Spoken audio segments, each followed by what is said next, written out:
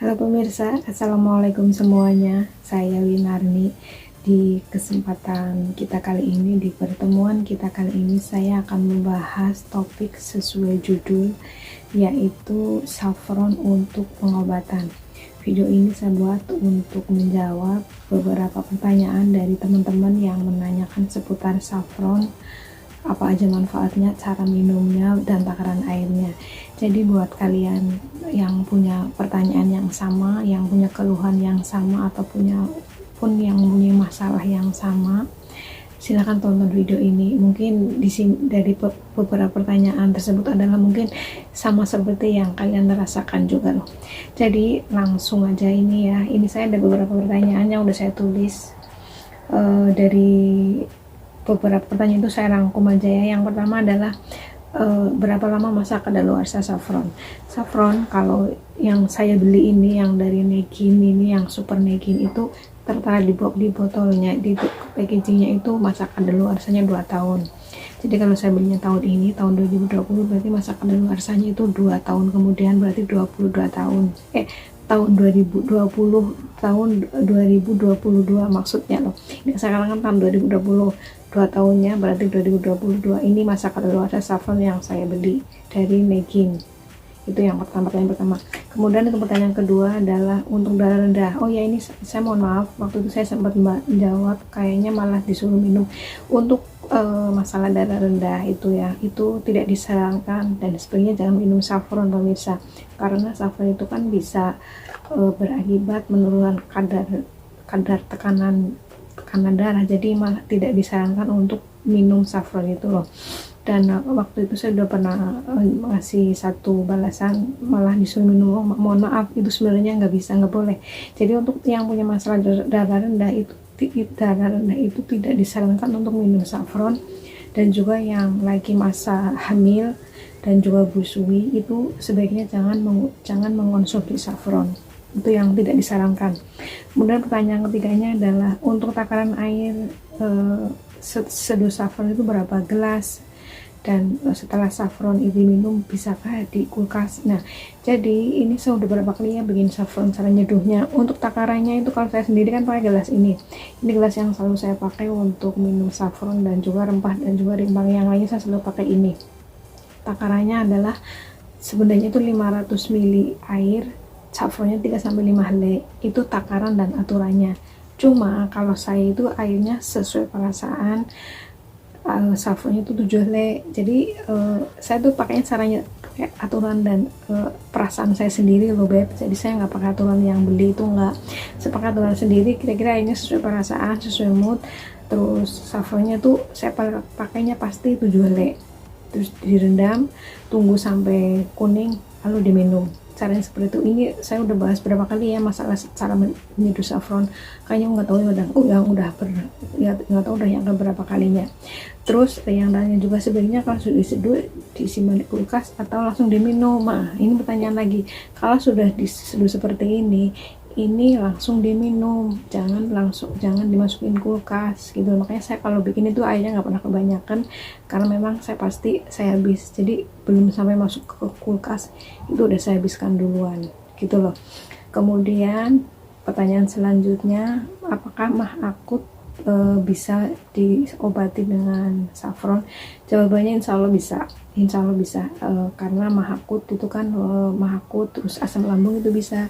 Caranya pun juga sama seperti yang tadi, gunakan air 500 ml air, kemudian saffronnya 3-3 helai, diminumnya. Kalau yang untuk pengobatan itu rutin pemirsa, dan sebelumnya itu konsultasi dulu sama dokter. Jadi sebelum mengkonsumsi saffron pengobatan itu sebaiknya konsultasi dulu sama dokternya, kira-kira diminum, karena kan biasanya kan kalau yang lagi pengobatan itu kan dicampur semua obat yang lainnya ya. Jadi sebenarnya konsultasi dulu sama dokternya gitu loh. Kemudian pertanyaan selanjutnya yang apakah kista bisa diobati pakai saffron? Jawabannya nggak bisa, karena untuk penyembuhan kista itu kan harus dengan antibiotik ya, antibiotik yang memang tepat. Selain itu juga untuk pengobatan kista itu biasanya kan ada tindakan, satunya itu operasi, yang keduanya juga nggak operasi. Jadi operasi dan non operasi itu biasanya tindakannya seperti itu. Karena apalagi kalau kistanya itu karena infeksi ya, itu kan memang harus penanganannya itu serius. Dan satu lagi itu untuk kasus kista itu belum ada penelitiannya apakah bisa diobati sama saffron. Dan setahu saya saffron itu kan bukan obat pemirsa. Setahu saya saffron ini itu rempah, jadi bukan obat, karena ini belinya juga bukan di apotek. Karena obat itu belinya itu harus di apotek dengan resep dokter, itu obat namanya. Ini rempah yang bisa digunakan kalau di negara lain, di negaranya sana itu Iran contohnya, itu bisa untuk makanan, itu kayak bikin nasi biryani yang nasi pewarna itu ya. Dan juga untuk bisa membantu mencegah, dan saya udah beberapa kali bilang ya bahwa saya mengkonsumsi saffron itu untuk mencegah dan menjaga kesehatan, untuk mencegah datangnya penyakit, jadi nggak untuk pengobatan gitu loh. Jadi saffron itu untuk masalah kista ini ya, mungkin teman-teman yang punya masalah yang sama tentang kista gitu lah ya, sebaiknya itu konsultasi ke dokter. Jadi karena kista setahu saya itu kan harus dengan antibiotik ya, karena itu kan penyakitnya kan agak gimana gitu loh, walaupun saya juga belum pernah sih, insya Allah jangan. Itu biasanya kalau nggak ada antibiotik yang tepat juga biasanya itu pakai operasi, setahu saya kalau kista seperti itu. Dan untuk yang lain-lainnya, yang waktu itu saya pernah salah bilang, untuk tekanan darah itu sebaiknya jangan konsumsi saffron, karena itu akan membuat tekanan darahnya makin rendah. Terus yang lagi hamil, yang lagi menyusui juga jangan minum saffron. Kemudian ada lagi pertanyaan, yang apakah harus diseduh dengan gelas plastik atau gelas beling? Ya jawabannya ya, yang saya pakai itu gelas beling pemirsa. Ini gelas yang walaupun saya cuma punya satu gelas transparan ini yang selalu saya pakai, dan ini adalah beling. Saya nggak pernah mau menyeduh saffron itu pakai gelas plastik, itu belum pernah. Pasti saya selalu menggunakan gelas beling ini, dan nggak pernah memasukkannya ke dalam kulkas, yang pasti langsung habis begitu.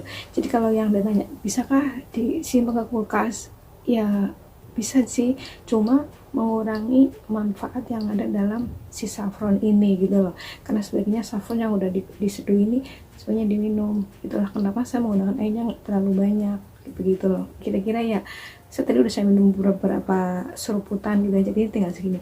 Ini pasti nanti saya habis ya, walaupun langsung minum ini 2 kali minum, tapi nggak sampai masuk kulkas begitu loh bisa. Jadi intinya kalau menggunakan ini tuh ya, itu karena ini bukan obat, ini kan cuma termasuk rempah yang manfaatnya itu bisa mencegah sebelum datangnya penyakit yang serius begitu. Itulah pentingnya kenapa saya sering membahas bahwa pentingnya kita mengkonsumsi madu, habbatu sauda, dan juga ini saffron, karena memang tujuannya adalah tidak lain dan tidak bukan adalah untuk mencegah kita sebelum datangnya sakit. Jadi yang saya harapkan dengan video yang saya buat para penonton channel Arlina Narni itu bukan hanya sekedar cantik dengan skincare, tapi juga bisa sehat, karena ya sesuai karena sesuatu channel itu mencerminkan siapa pemiliknya. Karena memang saya usianya kan sudah 40 ke atas, sudah hampir 50, jadi usia segitu tuh biasanya memang peduli banget sama yang namanya kesehatan, bukan hanya masalah urusan cantik skincare, tapi juga masalah kesehatan begitu.